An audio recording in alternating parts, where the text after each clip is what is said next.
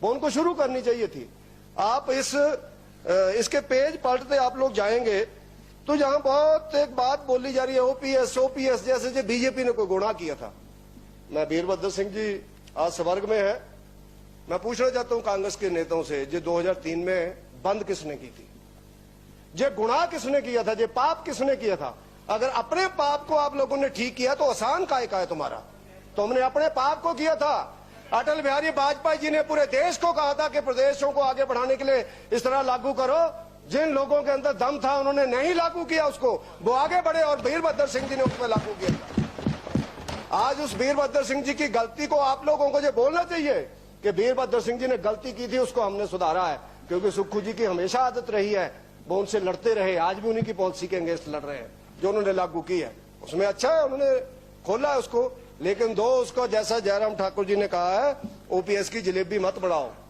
OPS बताओ किस तरह से लागू होना है, कैसे उसको लागू करना है। हर घर लक्ष्मी, ये आपकी गारंटी पत्र है, ये आपका गारंटी पत्र। इसके ऊपर लिखा हुआ है महिलाओं को हर महीने 1500 रुपए सुनिश्चित आए, और उसके बाद उसका नाम, उसके पिता का नाम, पत्नी का नाम, और आगे आपने लिखा हुआ योजना से जुड़ने के लिए रजिस्टर करें, phone number such and such 90 13 14 14 14 करके देखो, आपका भी नहीं उठाएगा कोई भी इस फोन को, आपकी भी नहीं सुनेगा कोई इस फोन को।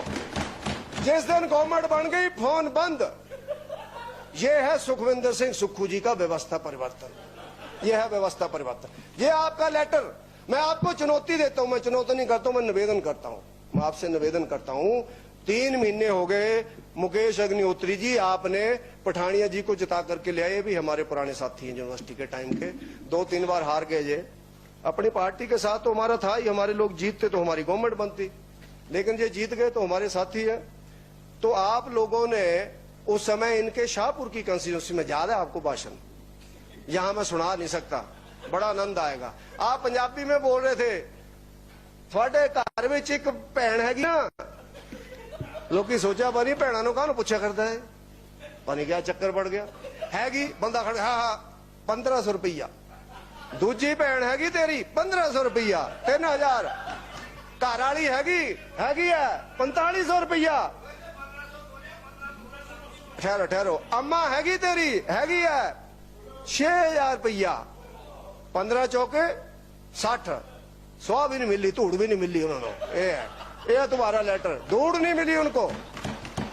मैं आपको एक चुनौती देता हूं, 3 महीने हो गए, आपने कहा था दिसंबर में हमारी गवर्नमेंट बनेगी, 1 जनवरी में तुम्हारे खाते के अंदर पैसा आएगा।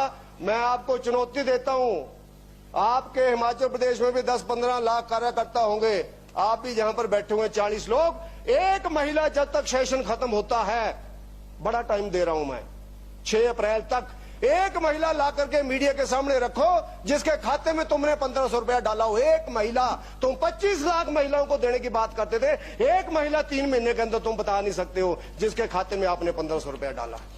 ये आप लोगों ने महिलाओं को ठगने का काम किया, ये ठगने का काम किया। कहां कर्नल साहब जैसे शरीफ आदमी कहां बैठे हुए, आपका स्थान तो इधर था, हमने आपको एमपी बनाया था, हमने भी आपके पोस्टर लगाए हुए जब हम यूनिवर्सिटी में होते थे, और मैं और आप तो एमए एमफिल के क्लास फेलो हैं, क्योंकि आपने रिटायर होने के बाद एमए एमफिल पीएचडी की है, हम इकट्ठे थे, आपका फंस गए इनके चक्कर में। ये तो बड़े बड़े लोगों को ठग लेते हैं।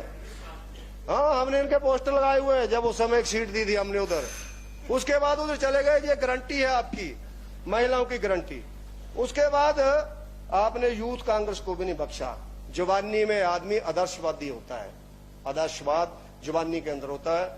धर्माणी जी ने काम किया, हम सब लोगों ने काम किया उस समय, ठीक है। आज चंद्रशेखर जी कांग्रेस की तरफ है, लेकिन ये भी एसएफआई के प्रेसिडेंट रहे हुए हैं, इन्होंने भी यूनिवर्सिटी के अंदर काम किया हुआ। आदमी उस समय सच बोलता है, तो उसके कारण इन्होंने यूथ कांग्रेस को भी लगा दिया इसी काम में। कांग्रेस के 6 सत्यावचन, इसमें क्या लिखा हुआ है, स्वास्थ्य, शिक्षा, पर्यटन, अन्य विभागों में निकालेंगे 2 लाख भर्तियां।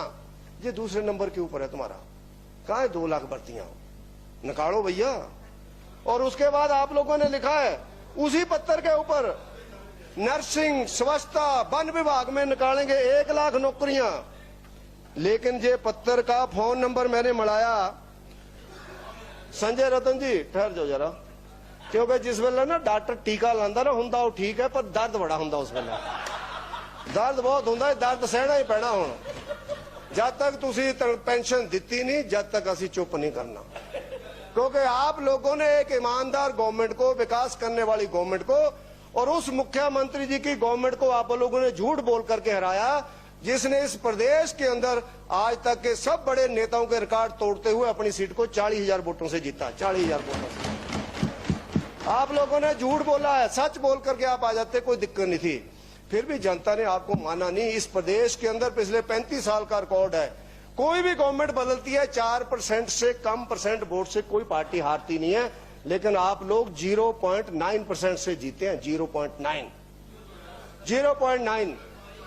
इसलिए आप सब लोग ज्यादा कोई बड़ी वोटों से जीते हैं। इतना झूठ बोल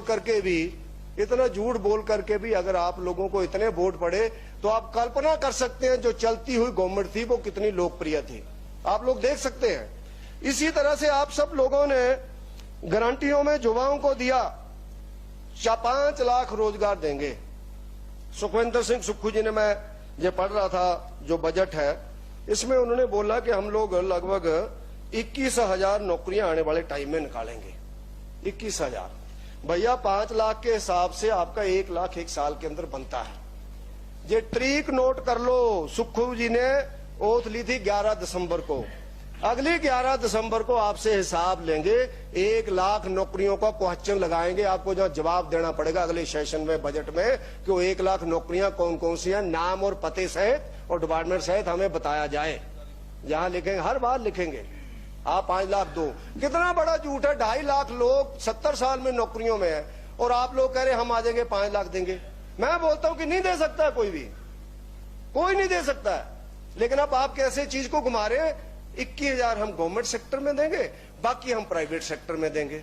किसी ने 4 भैंसे पाल के दूध बेचना शुरू कर दिया, तुम कहेंगे हमने इसको नौकरी दे दी। तुम्हारे आगे लगा हिंग न लगा फटकड़ी, पैसे उसने खर्चे, घासों काट रहा है और अपने खाते में तुम लिख रहे हो उसको। यानी क्या बातें करते हैं आप लोग। कम से कम इतनी पुरानी पार्टी है, इस देश के लिए आपका योगदान रहा है, कम से कम अब तो झूठ बोलना छोड़ दो। अब आपने तो नेकी साहब भी फंसा दिए। नेकी साहब ने बयान दिया 5वीं गारंटी आपकी, बागवान तय करेंगे फलों का मूल्य। मैं कहा थोड़ी बहुत इकोनॉमिक्स हमने भी पढ़ी हुई है। तो जो भी मूल्य तय करता है वो मार्केट तय करती है। मैं तो चाहूंगा मेरा सेब 2,000 रुपए किलो बिके, खरीदेगा नहीं कोई भी तो क्या करना हो सेब। मेरी कणक मैं चाहूंगा कि 100 रुपया किलो बिके, कोई खरीदेगा नहीं तो कौन लेगा उस कणक को।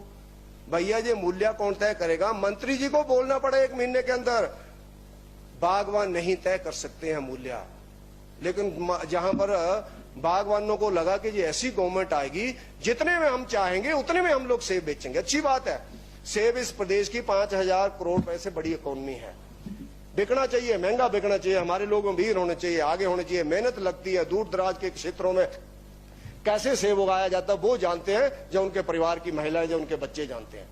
लेकिन हम लोग ठगने में कोई पक्ष नहीं हमने छोड़ा, बागवानों को भी भड़काने में हमने कोई पक्ष नहीं छोड़ा। और इसी तरह से हिमाचल प्रदेश के अंदर आप सब लोगों ने बोला कि 10 लाख लोग बेरोजगार हो गए। लोगों को ऐसे लगा पता नहीं 5 साल में लोग पैदा हुए, 5 साल में उन्होंने ग्रेजुएशन की, 5 साल में बीए की, 5 साल में एमटेक की, और जयराम ठाकुर जी के शासन में ही 10 लाख लोग बेरोजगार हो गए। भैया ये लंबी प्रक्रिया चली हुई है। ये हम सब के लिए चुनौती का विषय कि इससे कैसे लड़ना है। ये हम सब लोगों के लिए एक लड़ाई है कि उस लड़ाई में लोगों को कैसे राहत देनी है। लेकिन आप सब लोगों ने लोगों को बरगलाने में कोई कमी नहीं छोड़ी, और उसी कमी के कारण आज इस गवर्नमेंट के अंदर विधायक भी और मंत्री भी परेशान है। हर दिन कुछ खास